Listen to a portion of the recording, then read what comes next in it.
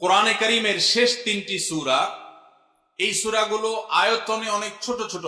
সূরা ইখলাস, যেটাকে আমরা কুল হুয়াল্লাহ সূরা বলি, সূরা ফালাক এবং সূরা নাস, এই তিনটি সূরা হলো গোটা কোরআনে যত বিশেষ ফজিলতপূর্ণ, বিশেষ মর্যাদাপূর্ণ সূরা আছে তন্মধ্যে থেকে অন্যতম। এই তিনটি সূরার মর্যাদা অনেক বেশি। আমি শুধুমাত্র এই তিনটি সূরা সম্পর্কে সংক্ষেপে ফজিলত এবং মর্যাদা এবং কখন কখন আমাদের পাঠ করার নির্দেশ আল্লাহ তাআলা দিয়েছেন, কেন দিয়েছেন সে বিষয়ে কথা বলার পর এই সূরাগুলোর প্রত্যেকটি সংক্ষিপ্ত ব্যাখ্যা অনুবাদে আমরা চলে যাব ইনশাআল্লাহ তাআলা। সম্মানিত উপস্থিতি, সূরা ইখলাস, সূরা ফালাক, সূরা নাস, সূরা কুল হুয়াল্লাহ, সূরা কুল আউযু বিরাব্বিল ফালাক, সূরা কুল আউযু বিরাব্বিন নাস, এগুলা যার যার মুখস্থ আছে একটু হাত তোলেন সবাই। মাশাআল্লাহ, তার মানে আমাদের সবার মুখস্থ আছে। হাত নামায়েন না, হাত উঠায় রাখেন। আল্লাহ আপনি আমাদের সবাইকে এই তিন সূরার সারমর্ম, এর মর্যাদা, এর ফজিলত, এর নির্দেশ, এর বার্তা, এটা আমাদের সবাইকে গ্রহণ করার, অনুধাবন করার, উপলব্ধি করার, মেনে চলার তৌফিক দান করুন। এবার হাত নামান। সম্মানিত ভাইরা আমার, কোরআনে কারীমের এই শেষের তিনটা সূরা এমন তিনটা সূরা যে আমাদের প্রিয় নবী সাল্লাল্লাহু আলাইহি সাল্লাম সারা দিনে সবচেয়ে বেশি সংখ্যক বার যেই সূরাগুলোকে ওয়াজিফা হিসাবে, আমল হিসাবে পড়ার নির্দেশ দিয়েছেন কোরআনে কারীমের, সেই সূরাগুলো হলো এই তিনটা সূরা। এই তিনটা সূরা দিনে এবং রাতে যত বেশি সংখ্যক বার পাঠ করতে হয়, অন্য কোন সূরা, এমনকি অন্য কোন দোয়া এত বেশি সংখ্যক বার পাঠের নির্দেশ কোরআনে অথবা হাদিসে কোথাও দেওয়া হয় নাই। তাহলে এই তিনটা সূরার মর্যাদা, এর কি মর্তবা, এর কি বৈশিষ্ট্য, এর কি মাহাত্ম্য আছে সেটা বুঝবার জন্য আর কিছুর প্রয়োজন নাই। এই একটি কথা যথেষ্ট যে দিন এবং রাত 24 ঘন্টার ভেতরে কোরআনে কারীমের এই শেষ তিনটা সূরা, সূরা ইখলাস, সূরা ফালাক, সূরা নাস, এগুলোকে যত বেশি সংখ্যক বার নবী সাল্লাল্লাহু আলাইহি ওয়াসাল্লাম পড়ার নির্দেশ দিয়েছেন, তিনি নিজে পাঠ করতেন, এত বেশি সংখ্যক বার অন্য আর কোন দোয়া, আর কোন সূরা, আর কোন আয়াত, আর কোনো কিছু পাঠ করার নির্দেশ আমাদেরকে কোরআন হাদিস দেয় নাই। এখান থেকে এই তিনটার সূরা যে আল্লাহর কাছে কত গুরুত্বপূর্ণ, নবী সাল্লাল্লাহু আলাইহি ওয়াসাল্লামের কাছে কত গুরুত্বপূর্ণ যে রিপিটেডলি এত বেশি সংখ্যক বার পাঠ করার নির্দেশ দেওয়া হয়েছে, এটা পরিষ্কারভাবে বোঝা যায় কি যায় না বলেন? সম্মানিত ভাইরা আমার, সূরা ইখলাস, সূরা ফালাক, সূরা নাস, এই তিন সূরা দিন এবং রাত সব মিলিয়ে আমাদের প্রিয় নবী সাল্লাল্লাহু আলাইহি ওয়াসাল্লাম তিন জায়গায়, তিনি তিন সময় এই সূরাগুলো পাঠ করতেন। একটা হলো সকাল এবং সন্ধ্যায়। সকাল এবং সন্ধ্যায় নবী করিম সাল্লাল্লাহু আলাইহি ওয়াসাল্লাম তিন কুল পড়তেন। এটাকে সংক্ষেপে বলা হয় তিন কুল। যেহেতু তিন সূরার শুরুতে কুল শব্দটা আছে, এজন্য সংক্ষেপে বলা হয় তিন কুল। এই তিন কুল, ইখলাস, ফালাক, নাস, এই শেষের তিনটা সূরা কোরআনের, এই তিনটা সূরাকে আমাদের প্রিয় নবী সাল্লাল্লাহু আলাইহি ওয়াসাল্লাম সকাল সন্ধ্যায় পড়তেন। একটা টাইম পাইলাম, কোন টাইমে পড়তেন? সকাল এবং সন্ধ্যায়। সকাল এবং সন্ধ্যার পাশাপাশি তিনি রাতে ঘুমানোর আগে আবার পড়তেন। তাহলে দুইটা টাইম পাইলাম। আরেকটা টাইম হলো 5 ওয়াক্ত নামাজের পরেও তিনি পাঠ করতেন। তাহলে কয় টাইম হলো? 3 টাইম। 3 কুল পড়তে হয় প্রতিদিন, রাত পুরা 24 ঘন্টার মধ্যে কয় টাইম? 3 কুল 3 সময়ে পড়তে হয়। সকাল এবং সন্ধ্যা এবং রাত এই সময়গুলোতে পড়তে হয় প্রত্যেকটা 3 বার করে। 3 বার পড়লে কি লাভ হয়? নবী করিম সাল্লাল্লাহু আলাইহি ওয়াসাল্লামের পরিষ্কার হাদিস রয়েছে, যদি কেউ সকালে 3 কুল 3 বার করে পাঠ করে, সূরা ইখলাস 3 বার, সূরা ফালাক 3 বার, সূরা নাস 3 বার যদি কেউ পাঠ করে, সন্ধ্যার আগ পর্যন্ত সারা দিনের জন্য ওই পাঠকারী ব্যক্তি আল্লাহ তাআলার জিম্মায়, আল্লাহর হেফাজতে, আল্লাহর নিরাপত্তায় সে চলে যায়।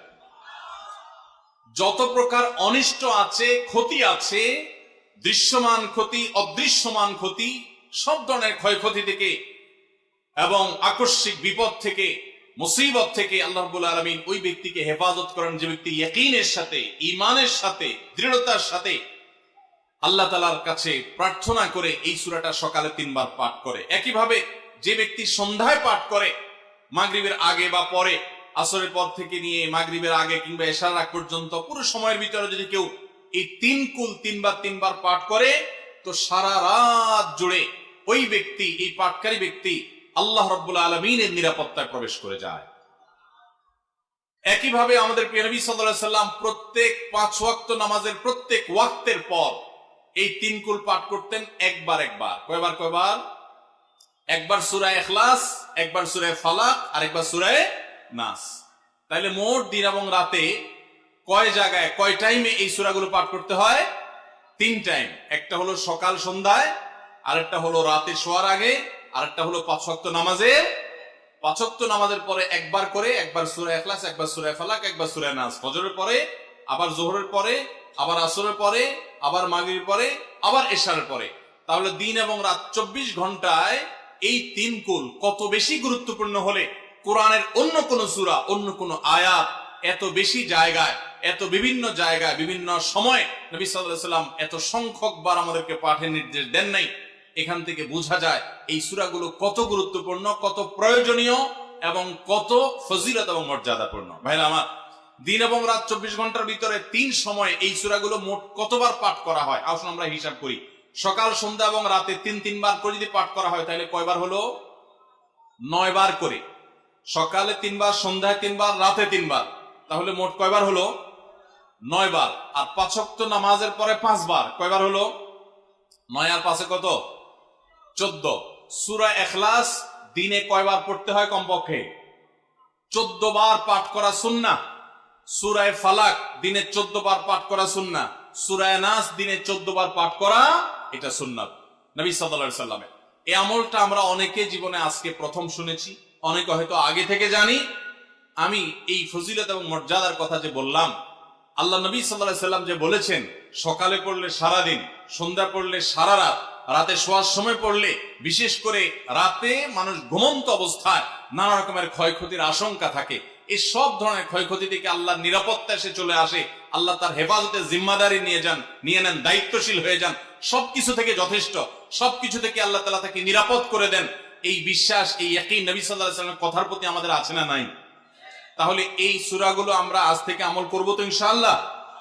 এই 3 কুল সকাল সন্ধ্যায় এবং রাতে ঘুমানোর আগে এটা পাঠ করার একটা বিশেষ পদ্ধতি আছে। সেটা হলো নবী করিম সাল্লাল্লাহু আলাইহি ওয়াসাল্লাম শিক্ষা দিয়েছেন এই 3 কুল, সূরা ইখলাস 3 বার পড়বেন, সূরা ফালাক 3 বার পড়বেন, সূরা নাস 3 বার পড়বেন। পড়ে 2 হাতকে এরকম কোষ করবেন, এভাবে কোষ করবেন।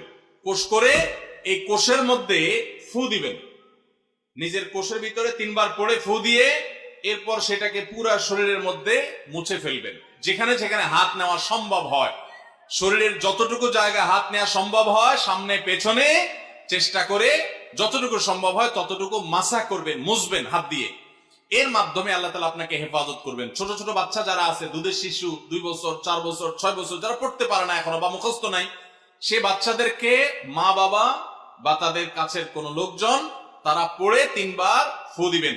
আবার 3 বার পড়ে নিজের ছেলে মেয়ের সবার শরীরে ফু দিয়েন না, প্রত্যেকের জন্য 3 বার। আপনারটা আপনি করবেন, বাচ্চাকে করে দিবেন। এই আমলগুলো আল্লাহ তাআলা আমাকে যেদিন জানার তৌফিক দিয়েছে, আপনাদের উৎসাহের জন্য বলি, সারাদিনে আর কোনো আমল করতে পারি আর না পারি, নফল আমল হিসাবে এই আমলটা সজ্ঞানে, বিশেষ কোন বিপদ আপদ মুসিবত না হলে আমি আলহামদুলিল্লাহ এই আমলটা কখনো ছাড়ি না, প্রতিদিন করি আলহামদুলিল্লাহ। আজকেও শুরুতেও এই আমলটা আমি করে নিয়েছি। আপনারা সবাই আমলটা করবেন তো ইনশাআল্লাহ? কে কে নিয়ত করছেন আজ থেকে 3 কুল, এই 3 টাইম জীবনে কখনো ছাড়বেন না? একটু দাঁড়ায় হাতটা তুলে আল্লাহকে দেখাই দেন। সবাই নিয়ত করছেন তো? আল্লাহ আমাদের সবার হাতগুলোকে কবুল আর মঞ্জুর করে নিন। আল্লাহ তাআলা আমাদের সকল ক্ষয়ক্ষতি থেকে হেফাজতের জন্য আল্লাহ একাই যথেষ্ট হয়ে যান। ভাইরা আমার, তাহলে 3 কুলের আমলটা করবো তো ইনশাআল্লাহ? 3 কুল সম্পর্কে আরো অনেক কথা বলার আছে। এই 3 কুলের ফজিলত এবং মর্যাদা নিয়ে আরো বহু কথা শোনাবার আছে, কিন্তু আমি শুধুমাত্র এটুকু যথেষ্ট মনে করি আমলের জন্য। আমরা এটাকে আমল করব।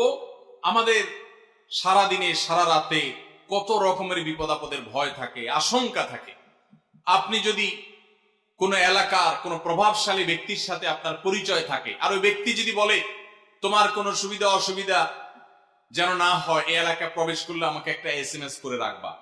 ওই এলাকার থানা পর্যায়ে হলো ওসি সাহেব, জেলা পর্যায়ে হলে SP সাহেব, DC সাহেবের সাথে আপনার খুব হট লিঙ্ক, খুব ভালো সম্পর্ক, তিনি আপনাকে ভালো জানেন। আপনাকে বলে দিয়েছে তুমি সেখানে গেলে তুমি আমাকে শুধু SMS করবা, আপনি SMS করেছেন, তিনি রিপ্লাই দিয়ে বলেছেন ঠিক আছে তুমি এলাকায় ঢুকছো, আমি দেখতেছি, অসুবিধা নেই।